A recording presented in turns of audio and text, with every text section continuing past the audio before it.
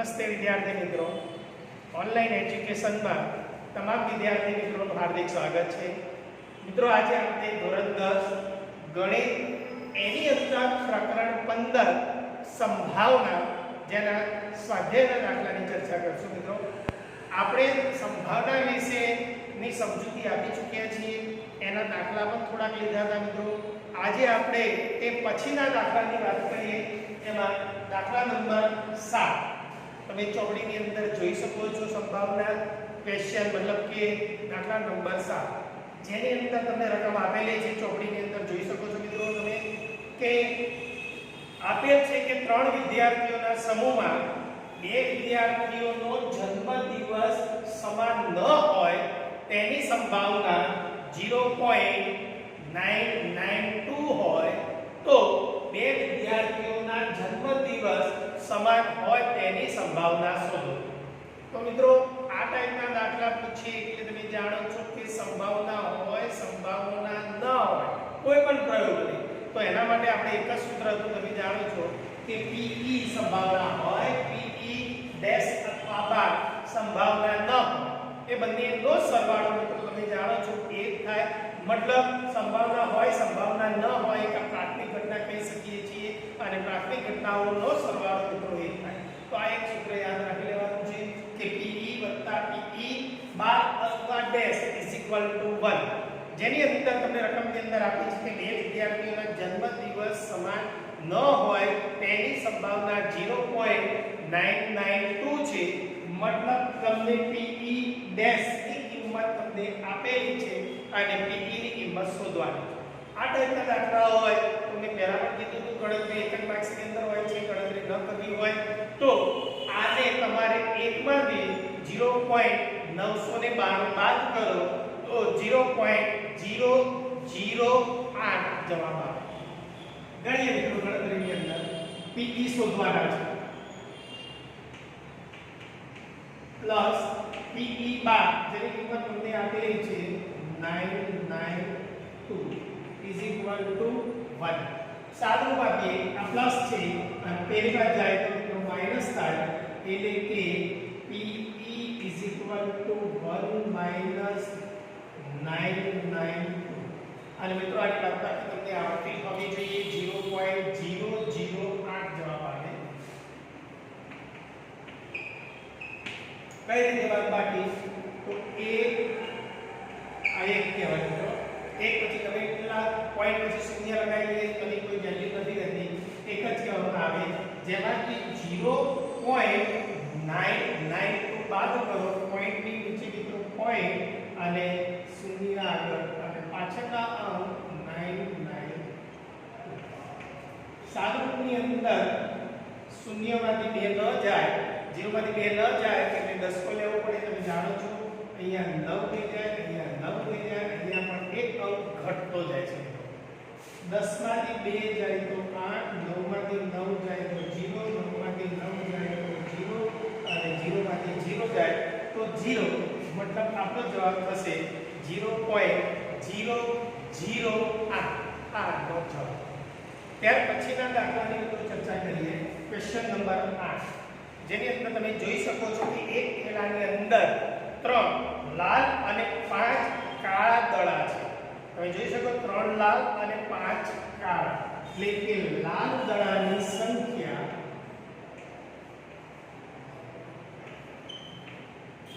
અને કાળા દડાની સંખ્યા 2 અંક આપેલા છે. એક થેલાની અંદર 3 લાલ અને 5 કાળા દડા છે.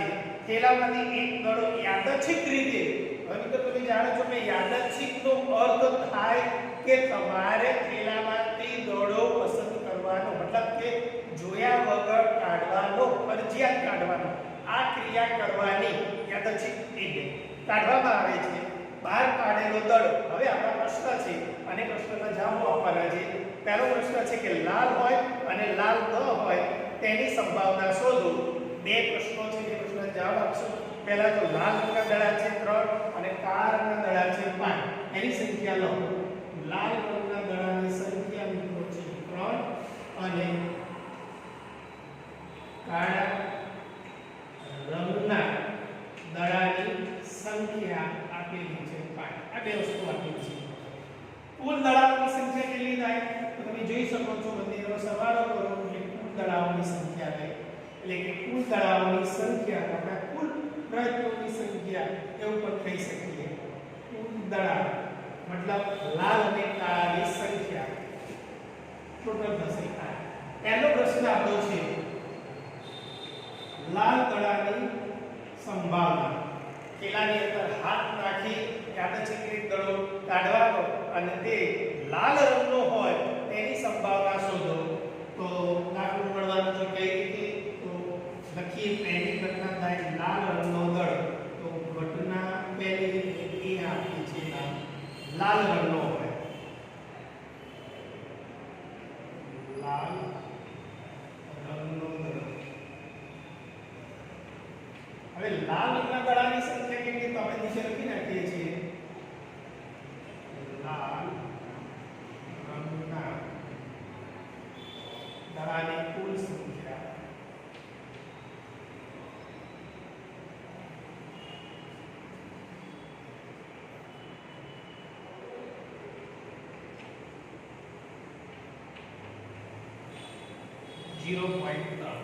કુલ દડાઓની સંખ્યા તો મિત્રો આપેલી છે 8. તો આપણો જે પ્રશ્ન છે કે લાલ દડાઓની સંભાવના શોધવા માટેનો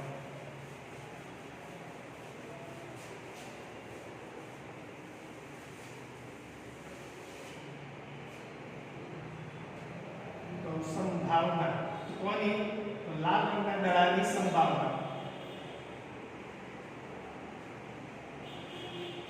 જેને આપણે પીએ તરીકે ઓળખીશું. તો આપણે સૂત્ર લખતા હતા કે લાલ દડો ઉદ્ભવે તેના પરિણામોની સંખ્યા લાલ અથવા સીધું લખો તો ચાલશે લાલ દડાની કુલ સંખ્યા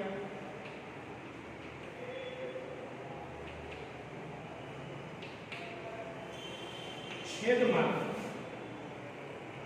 કુલ દડાઓની સંખ્યા અથવા દડાઓની કુલ સંખ્યા.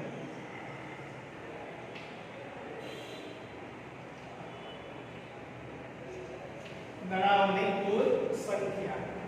લાલ દડાઓની સંખ્યા મિત્રો તમને આપેલી છે 3 છેદમાં ટોટલ દડાઓની સંખ્યા આપી છે 8. 0.3 ન લખો ખાલી 3 લખશો તો મિત્રો પણ ચાલશે. એટલે આપણો જવાબ થયો 3/8. બીજો પ્રશ્ન છે કાળા રંગનો તમને આપેલો છે દડો હોય મતલબ તમે પ્રશ્ન એવો છે જોઈ શકો છો તમે કે લાલ ના હોય મતલબ કાળો હોય. બીજો પ્રશ્ન ઘટના બી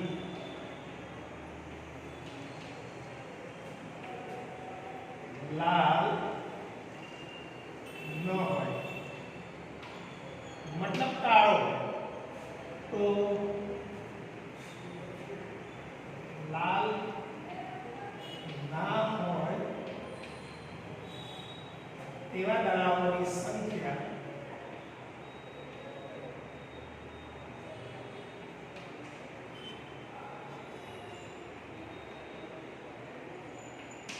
મિત્રો લાલ ન હોય મતલબ કાળો હોય એવા દડાઓની સંખ્યા તમને આપેલી છે 5. કુલ દડાઓની સંખ્યા તો મિત્રો તમે જાણો છો 8 જ આવશે છેદમાં 8 જ રહે અને આપણો જવાબ PV સૂત્રની અંદર લખશો લાલ ના હોય તેવા દડાની કુલ સંખ્યા છેદમાં કુલ દડાઓની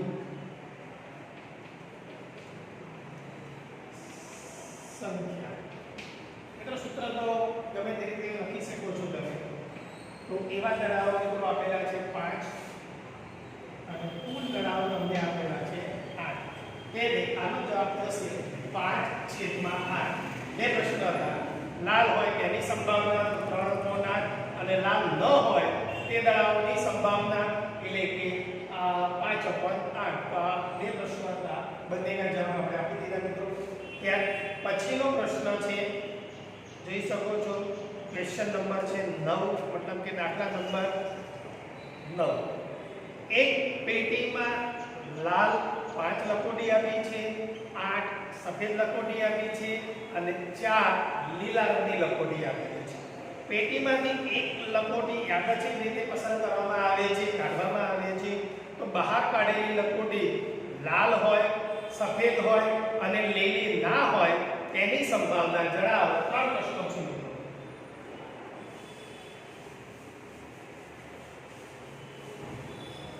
તો આ જ રીતે મિત્રો દાખલાઓ આપશે બધા ગણતરી કરવાની. પહેલો લખોટીઓની સંખ્યા. હવે 3 રંગની લખોટી આપેલી છે. લાલ રંગની લખોટી ક્વેશ્ચન નંબર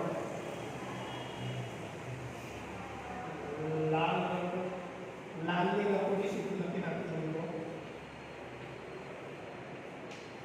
ની સંખ્યા તમને આપી છે બે વખત ચેક કરી લેવાનું. 5, 8 અને 4.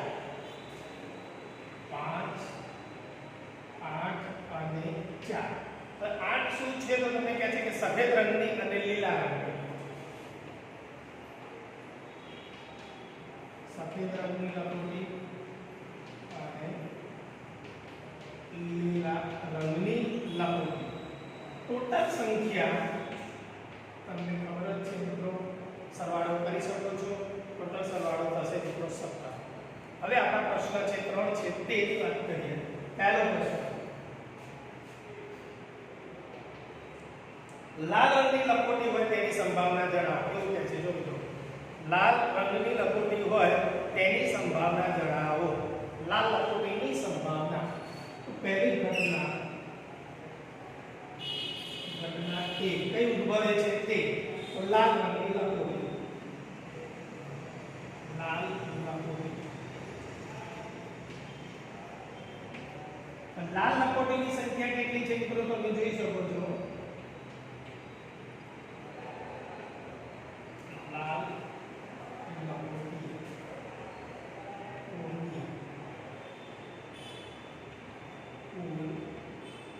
સંખ્યા ઉપર આપેલી છે મિત્રો 5. હવે એની સંભાવના શોધવાની છે, એટલે કે પીએ. લાલ લખોટીની કુલ સંખ્યા છેદમાં કુલ લખોટીની સંખ્યા. સૂત્ર છે આપણું લાલ લખોટી ઉદ્ભવે તેના પરિણામોની સંખ્યા. એવું પણ લખી શકો છો મિત્રો તમે. લાલ લખોટીની કુલ સંખ્યા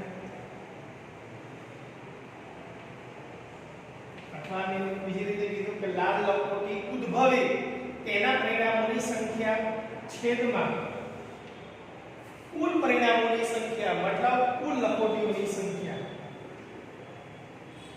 કુલ લખોટીઓની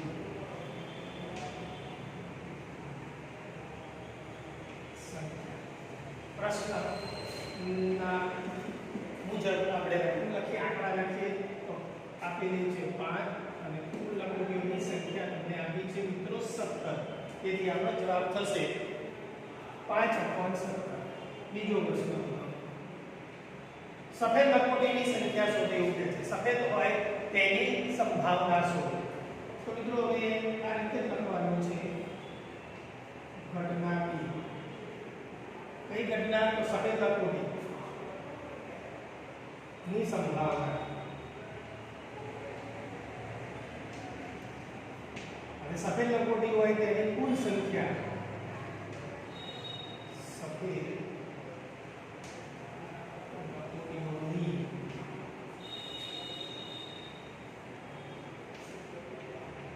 કુલ સંખ્યા આપેલી છે ટોટલ 8. સૂત્ર મિત્રો હું લખીશ નહીં, તમે સમજી લેજો. હું બોલીશ પીબી, ઘટના બી ની સંભાવના. તો અહીંયા લાલની જગ્યાએ સફેદ. સફેદ લખોટી ઉદ્ભવે તેના પરિણામોની સંખ્યા છેદમાં કુલ પરિણામોની સંખ્યા. આ સૂત્ર થઈ. અથવા સફેદ લખોટીની કુલ સંખ્યા છેદમાં કુલ લખોટીની સંખ્યા. તો સફેદ લખોટીની સંખ્યા મિત્રો તમે જાણો છો આપેલી છે 8 અને કુલ લખોટીની સંખ્યા આપેલી છે 17. તેથી આના પ્રશ્નનો જવાબ થશે 8/17. ત્રીજો પ્રશ્ન મિત્રો, સૂત્ર મિત્રો તમે લખજો, આ જે છે એ મુજબનું સૂત્ર બનશે, એ ખ્યાલ આવી ગયો છે તમને. ત્રીજો પ્રશ્ન છે ઘટના સી બને છે, ત્રીજી ઘટના છે જેમાં તમને આપેલું છે કે મિત્રો કહે છે કે લીલી ના હોય, લીલી લખોટી ના હોય, લીલી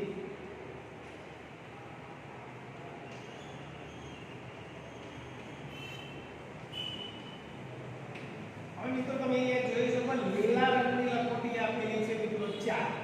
હવે તમને એવું કહે છે કે લીલા રંગની લખોટી ના હોય મતલબ શું હોય, લાલ હોય અથવા સફેદ હોય, અને લાલ અને સફેદ બંનેનો સરવાળો કરશો તો 8 અને 5 કુલ લખોટીઓ મિત્રો કેટલી થશે 13. તો આપણે અહીંયા કહે છે ઘટના સી કેવી ઉદ્ભવે છે કે લીલી લખોટી ના હોય, તો લીલી લખોટી ના હોય તે ઘટનાના પરિણામોની સંખ્યા 13 થશે. આવું લખજો મિત્રો, અને ત્યાર પછી સૂત્ર લખજો અને એનો પછી જવાબ PC એટલે કે ઘટના સી ઉદ્ભવે તેની સંભાવના. સૂત્ર બનશે લીલી લખોટી ન હોય તેની કુલ સંખ્યા છેદમાં કુલ પરિણામોની સંખ્યા. તો લીલી ના હોય એવા પરિણામોની સંખ્યા મિત્રો થશે 13, એટલે કે લાલ અને સફેદ કહેવાય.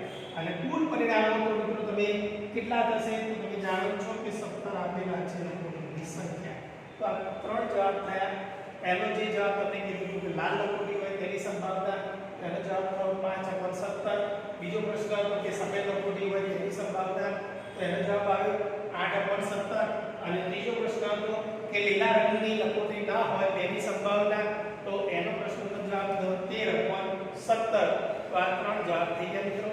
ત્યાર પછીના પ્રશ્નની ચર્ચા કરીએ મિત્રો. બધા દાખલા ખરેખર ટાઈપના છે. હવે તમને ખબર પડી ગઈ હશે કે કઈ રીતના દાખલા ગણી શકાય. બિલકુલ સરળ છે મિત્રો, પૂરા માર્ક્સ આવે એવું જ પ્રકરણ છે. થોડુંક સમજો એટલે ડિફિકલ્ટ દાખલા હશે તો પણ તમે સરળ રીતે ગણી શકશો. આપણો પ્રશ્ન છે, જોઈ શકો છો ક્વેશ્ચન 10 દાખલા નંબર 10. એની અંદર કહે છે કે એક ગલ્લામાં 50 પૈસાના સિક્કા છે, એની સંખ્યા તમને આપેલી છે. 50 પૈસાના 100 સિક્કા, 1 રૂપિયાના 50 સિક્કા, 2 રૂપિયાના 20 સિક્કા, 5 રૂપિયાના 10 સિક્કા. હવે આ ગલ્લો ઊંધો કરવામાં આવે ત્યારે પાત્રમાંથી કોઈ એક સિક્કો બહાર પડે. તે સમસંભાવી એટલે ખ્યાલ આવી ગયો તમને મિત્રો. સંખ્યાઓની બધી માહિતી તમને આપી દીધી છે. તે તો બે પ્રશ્નો આપેલા છે. 50 પૈસાનો સિક્કો હશે એની સંભાવના શોધો, અને 5 નો સિક્કો નહીં હોય તેની સંભાવના શોધો. પહેલા તો ગલ્લાની અંદર કયા સિક્કા અને કેટલી સંખ્યા છે તેની ચર્ચા કરીએ મિત્રો. તો ગલ્લાની અંદર 50 પૈસાના સિક્કાઓની સંખ્યા તમને આપેલી છે. તે 50 પૈસાના સિક્કા 100 છે. 50 પૈસાના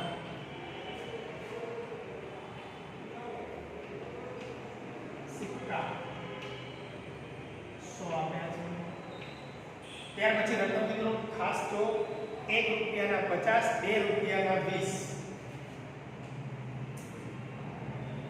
1 રૂપિયાના સિક્કા આપ્યા છે 50. અને બીજું તમે જોઈ શકો છો મિત્રો 2 રૂપિયાના 20 અને 5 ના 10. 2 રૂપિયા અને 5 રૂપિયા ના સિક્કા. આની સંખ્યા આપી છે 20 અને આની સંખ્યા આપી છે 10. ટોટલ સંખ્યા તમે જોઈ શકો છો 5 ને 7 ને 8 એટલે કે 180 કુલ સિક્કાઓ ની સંખ્યા. પ્રશ્ન પહેલો તમને કહે છે કે જોઈ શકો છો કે 50 પૈસાનો સિક્કો હોય. ઘટના પહેલી